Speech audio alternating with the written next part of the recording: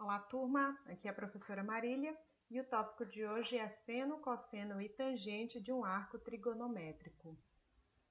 Bom, vamos falar inicialmente de seno e cosseno. Quando nós estudávamos trigonometria do triângulo retângulo, nós tínhamos esse enunciado aqui, né? Que o seno de um ângulo alfa era a razão entre cateto oposto e hipotenusa. O cosseno era a razão entre cateto adjacente e hipotenusa. Vejamos aqui no nosso círculo trigonométrico o que nós temos. Bom, nesse nosso círculo trigonométrico, vocês conseguem observar aqui com clareza, né, que eu tenho o ponto A, né, e abro um arco até o ponto P. Com isso, eu crio aqui o meu arco AP, certo? O ângulo central alfa me faz observar a existência de um triângulo retângulo aqui. Como esse triângulo retângulo surgiu, né? Se eu projetar esse ponto P perpendicularmente ao eixo X, né? Ou seja, a projeção desse ponto, ele vai gerar o ponto Q e essa projeção, essa reta de projeção vai fazer 90 graus aqui com o eixo X, né? Essa medida de P até o centro da minha circunferência é o raio da nossa circunferência. Vocês sabem que o círculo trigonométrico ele tem um padrão de ter o raio 1. Tudo bem, pessoal? Então, projeção do ponto P no ponto Q, de 0 até Q, são os dois catetos, né? E esse 1, que é o raio da nossa circunferência, é a hipotenusa.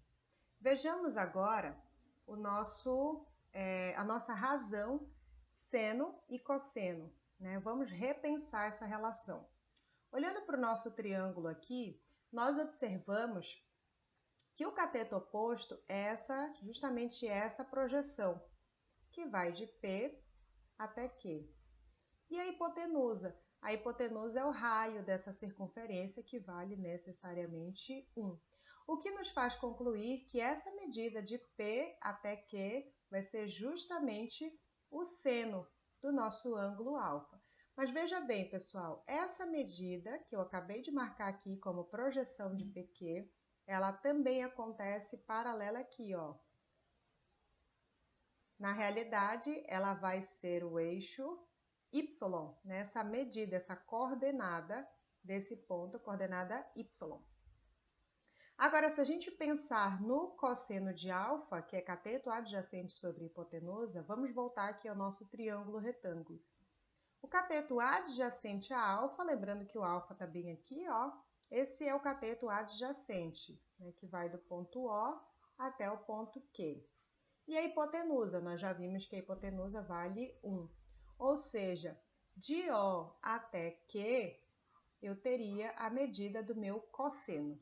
Né? Então, essa medida de O até Q, eu observo ela no eixo X.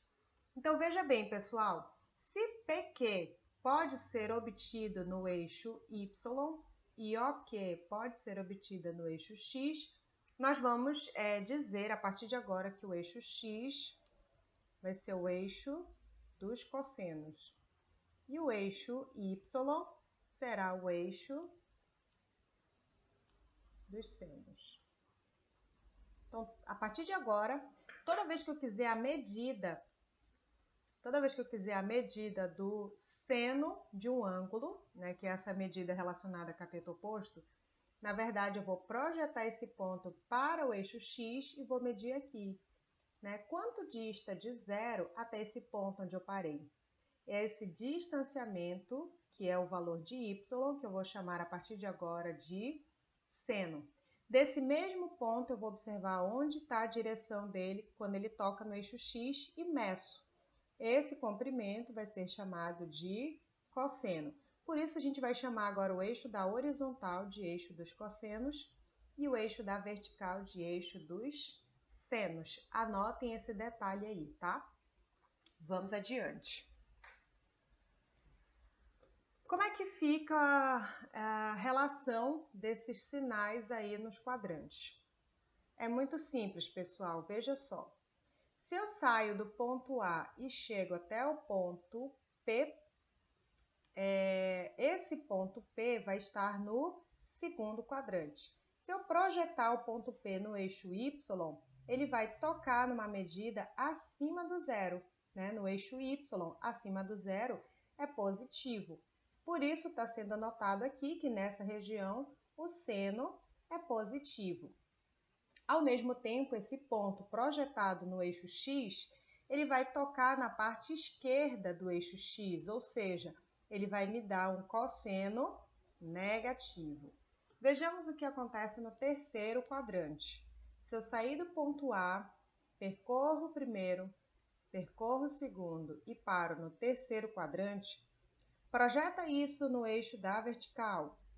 Olha onde ele está tocando. Ele está tocando abaixo do zero. Abaixo do zero para o eixo Y é negativo. Então, nós temos aqui um seno negativo.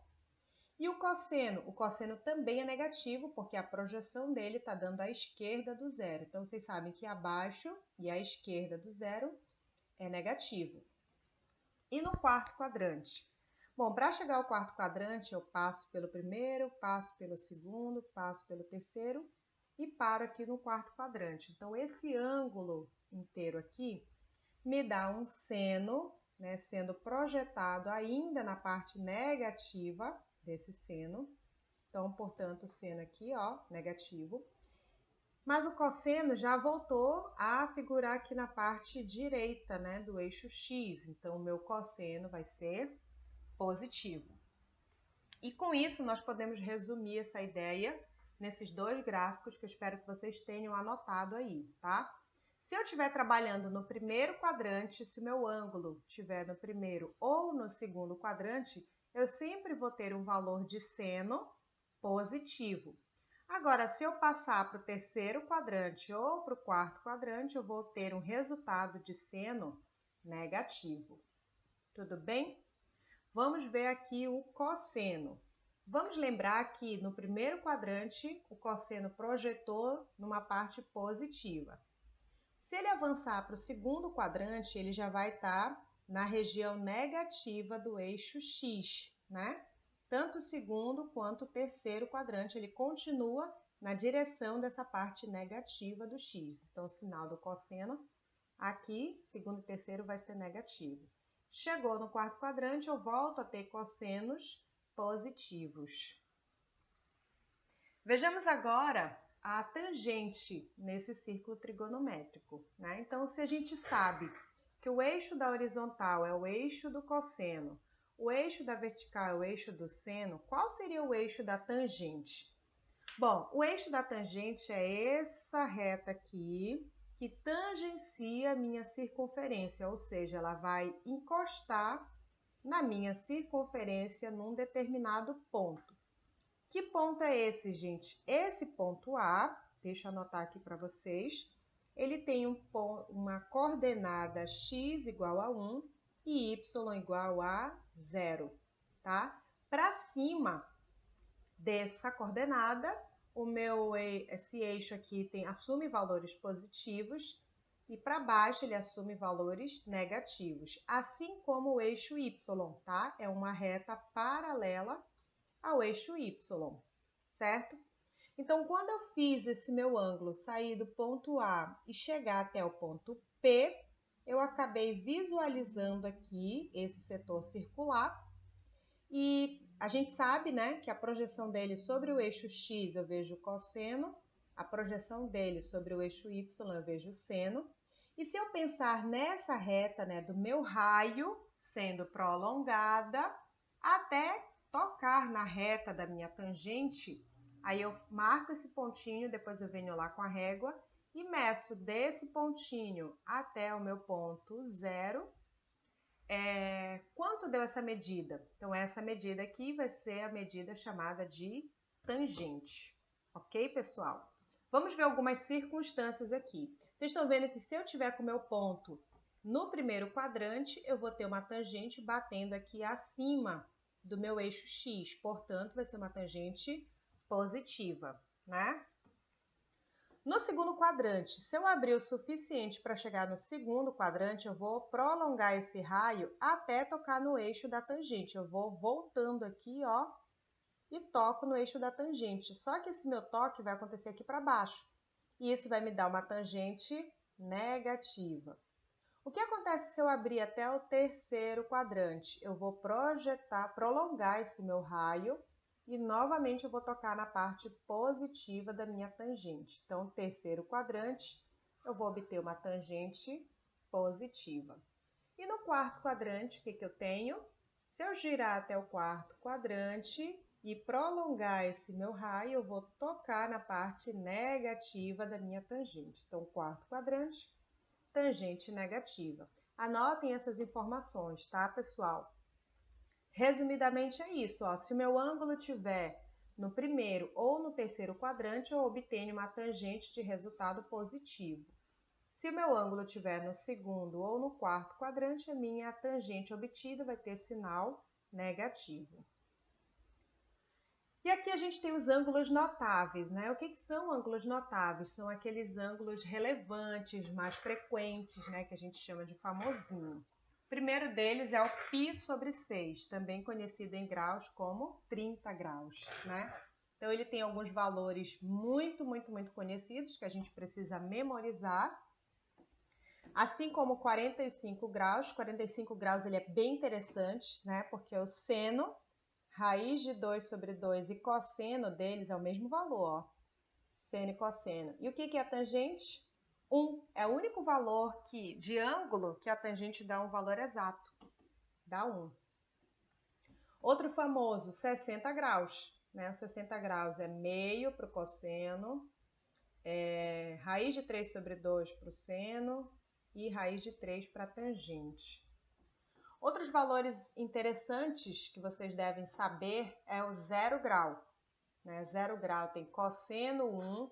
O seno ele não sobe e nem desce, ele está em cima do eixo. Então, o seno aqui é 0 e a tangente é 0. Né? Também não está indo nem para cima nem para baixo. Tangente 0. 90 graus. Eu saí daqui e cheguei exatamente aqui nos 90 graus. Isso me dá uma amplitude total do meu seno. Meu seno vale 1, mas o meu cosseno é 0. E a tangente? Pessoal, aqui é muito importante, inclusive eu vou anotar isso aqui, tá?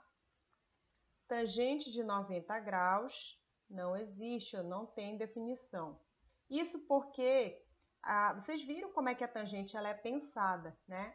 A gente abre o raio e depois a gente vai prolongar esse raio até ele tocar no eixo da tangente. Mas se eu vier retinho aqui tentando prolongar, nunca que eu vou conseguir tocar nesse eixo, né? Porque eles são eixos paralelos.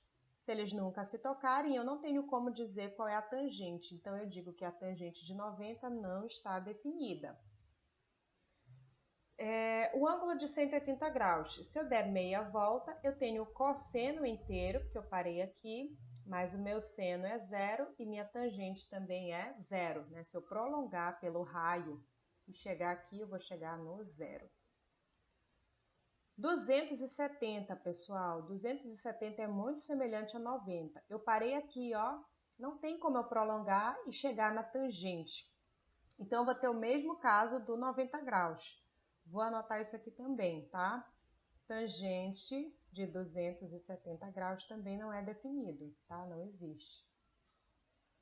Vamos adiante. 2π, então eu dei uma volta completa, é a mesma coisa que não dá volta nenhuma, tá? 2π tem exatamente os mesmos valores de 0 grau. Resumindo tudo isso, gente, todos os ângulos que eu comentei com vocês ainda há pouco, né, dados em grau e radiano, todos eles, ó, lembrar dessas relações. Valor do seno de cada um deles, do cosseno e da tangente. Olha aqui o 90 graus que eu falei para vocês e o 270, né, que não tem definição. O resto, todos os valores estão aqui. Anotem essa tabela no caderno de vocês e memorizem, tá? Esses são os valores importantes que todo mundo precisa saber. E vamos aí, finalmente, né, a nossa primeira questão de exercício. Bom, pessoal, como é que a gente pode fazer a letra A? Para a gente calcular o cosseno de 1140 graus, nós vamos primeiro calcular a primeira determinação positiva desse valor. Então, vamos ver quantas voltas está incluído aí em 1140 graus. Vamos dividir isso por 360. Então, 1140 dividido por 360, eu posso dar um primeiro chute de 3. 3 vezes 360 é 1080. Vamos fazer a subtração para ver quanto isso me dá de resto. Então, aqui 0. 4 menos 8 não dá, então eu penso no 14 menos 8, que dá 6. 0 e 1 menos 1, 0. Olha aqui, gente, eu tenho 60 graus. O que eu posso concluir daqui? Que calcular cosseno de 1140 graus é a mesma coisa, eu obtenho o mesmo resultado calculando pelo cosseno de 60. São arcos côngruos, né? Vocês já estudaram isso em outras atividades. Então, a gente só tem que pensar quanto é o cosseno de 60. Aí é só olhar na nossa tabelinha anterior, tá aqui, ó, cosseno de 60 graus, 1 sobre 2. Aí, uma vez que eu conheço esse valor, eu vou lá e dou a minha resposta. Cosseno de 60, 1 sobre 2. Portanto, o cosseno de 1140 é 1 sobre 2. Muito fácil essa. Vamos lá para a letra B. E a letra B, ela pede o seno de 19π sobre 4. A gente precisa da mesma forma entender quantas voltas há aqui nesse intervalo. Então, vou fazer 19π sobre 4 dividido por 2π. Tá? Então, já vou colocar logo assim, que vocês sabem que a gente faz essas simplificações, né? Então, eu vou ter que dividir 19 por 8. Vou fazer logo aqui do lado. 19 dividido por 8. Vamos experimentar aqui o número 2. 2 vezes 8 dá 16. Vamos ver quanto eu tenho aqui de resto. 9 menos 6 dá 3 e 1 menos 1 dá 0. Como é que a gente procede a partir daqui, pessoal? Vamos lá. Nós tínhamos 19π sobre 4. Desses 19π sobre 4, se eu tirar o número de voltas inteiras que eu tenho nesse processo, eu percebo o meu arco, a minha primeira determinação positiva desse arco. Então, 19π sobre 4 tem 2 voltas completas. Então, vou fazer 19π sobre 4 menos 2 vezes o 2π. Porque uma volta completa para a radiana é 2π. Só que aqui ele tem 2 voltas completas. Então, se eu retirar essas 2 voltas completas, sobra o quê? E aí, eu tenho uma expressãozinha aqui, que eu vou só dar uma melhoradinha antes da gente resolver. É 19π sobre 4 menos 2 vezes 2, que é 4π. Muito bem, pessoal. Aí a gente tem um problema. Como é que eu faço subtração de uma fração se os denominadores são diferentes, né? Aí vocês já sabem que a gente precisa calcular o MMC entre 4 e 1, que são os denominadores envolvidos aqui nesse processo. E vocês sabem que o MMC entre 4 e 1 é 4. Então, eu vou reescrever essa minha expressão aqui, colocando 4 para cada uma dessas frações. E aí, vocês sabem também que a gente tem um processo para reescrever essa fração, né? Então, eu vou lá na primeira, vou dividir com o denominador e vou multiplicar com o numerador. E isso tanto para a primeira quanto para a segunda, tá? Vou primeiro dividir, depois eu vou multiplicar. Então, vamos lá, gente. 4 dividido por 4 dá 1. E 1 vezes 19π dá 19π. Vamos na segunda fração agora. 4 dividido por 1 dá 4. E 4 vezes 4 dá 16. Olha o que nós temos aqui, pessoal. Deixa eu só limpar aqui para a gente entender, sem muito riscado. O que nós temos que fazer agora é permanecer com esse 4. Perdão, aqui passei. O que nós vamos fazer aqui agora é subtração de fração com denominadores iguais. Qual é a regra? Mantém o denominador e resolve aqui em cima. 19 menos 16π é 3π. Então, nós temos o ângulo 3π sobre 4, certo? O ângulo 3π sobre 4, se nós pensarmos no círculo trigonométrico, o que vocês têm que entender? O que é o π sobre 4? Tá? Então, vou mostrar para vocês como é que a gente entende essas estruturas agora. Se eu destacar aqui, ó, apenas o π e o denominador dele, a gente vai entender mais ou menos do que a gente está tratando. Π sobre 4, gente, é 45 graus. Então, olha, aqui é 0. Aqui, ó, 45 graus. Portanto, π sobre 4. Aqui, ó, 90 graus. Novamente, π sobre 4. Aqui, ó. Mais uma vez, eu percorri o ângulo de π sobre 4 e vou parar. Por que eu vou parar aqui, pessoal? Porque eu já consigo mostrar para vocês o que eu quero, tá?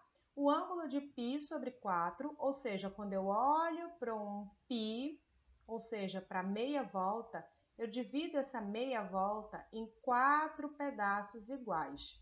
Então, eu tinha 180, metade de 180, 90. Então, eu estou dividindo a metade, que é 90, na metade de novo. Então, daqui para cá eu tenho 45, daqui para cá eu tenho 45, daqui para cá eu tenho novamente 45.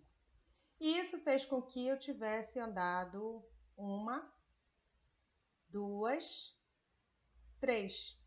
Esse ângulo aqui onde eu parei, eu andei 3 vezes o π sobre 4. Como é que a gente faz para calcular o seno desse ângulo? Se vocês observaram bem, quando eu andei a primeira vez 45 graus, eu pararia na mesma direção desse ângulo que eu estou parando agora. Então, o valor do seno é exatamente o mesmo, tá? Então, vou dar a resposta aqui assim. Seno de 3π sobre 4 tem exatamente o mesmo valor do seno de 45. Ah, mas não é 45. Ok, mas ele está na mesma direção do 45. Então, vamos lembrar o seno de 45? Raiz de 2 sobre 2. E aí, vocês sabem que a parte de cima do seno ela é sempre positiva. Então, eu parei no primeiro quadrante, que é 45 graus. Quando eu chegar lá no segundo quadrante, eu ainda vou ter esse mesmo valor e positivo. Então, seno de 3π sobre 4 é raiz de 2 sobre 2, né? Eu usei o 3π sobre 4, que era a primeira determinação positiva, de 19π sobre 4, mas não é bem essa resposta, né? Então, vamos lá. Vamos finalizar. Seno de 19π sobre 4 é a mesma coisa que seno de 3π sobre 4, que dá raiz de 2 sobre 2. Tranquilo? Vamos lá para mais uma questão. Qual o quadrante de alfa em que... Deixa eu só mudar aqui um pouquinho. Qual o quadrante de alfa em que seno de alfa é maior do que zero? Né? O que ele está querendo dizer com esse seno de alfa maior do que zero? Maior do que zero, gente, é só vocês lembrarem da reta real. Para ser maior do que zero é porque é positivo, tá? Então, ele está querendo dizer com isso que o valor do seno vai ser positivo. E a tangente vai ser exatamente igual a menos 1. Lembra que eu falei para vocês que existe um único valor de ângulo que a tangente dá 1, que é o 45 graus. Também conhecido como π sobre 4. Então, nós estamos falando de 45 graus, mas a gente tem que entender os dois gráficos aqui para ver essa coincidência, tá? Existem duas informações que devem bater aí. Então, A primeira informação é... Então, a primeira informação, ela vai usar... A gente precisa analisar o gráfico de sinais do seno. Tá? Então, eu vou anotar aqui, seno. Aí, logo na sequência, eu vou fazer uma circunferência aqui, para lembrar dos sinais da tangente. Vamos lá, pessoal. Lembra aí junto comigo. O seno ele é positivo se eu tiver no primeiro e no segundo quadrante e negativo se eu tiver aqui para baixo, né? No terceiro e quarto. E a tangente vai ser positiva aqui no primeiro e aqui no terceiro. No segundo e no quarto ela é negativa. Daí eu venho, vou até pegar aqui um marca-texto e vou nessas possibilidades. Olha, quando que o seno é positivo? Aqui, ó, nesses dois primeiros quadrantes. E quando que a tangente é negativa? Aí eu vou só pintar os quadrantes onde a tangente é negativa e observar aqui as coincidências, né? Então, só para deixar bem definido que a nossa resposta, na verdade, está no segundo quadrante, né? Que satisfaz as duas condições. O seno no segundo quadrante é positivo e também é tangente negativa, tá? Então, a pergunta, qual quadrante de alfa em que seno é positivo, ao mesmo tempo que a tangente poderia dar -1? Então, aqui nós estamos falando do segundo quadrante. Só lembrar do joguinho de sinal, nem tem cálculo nenhum aqui para fazer.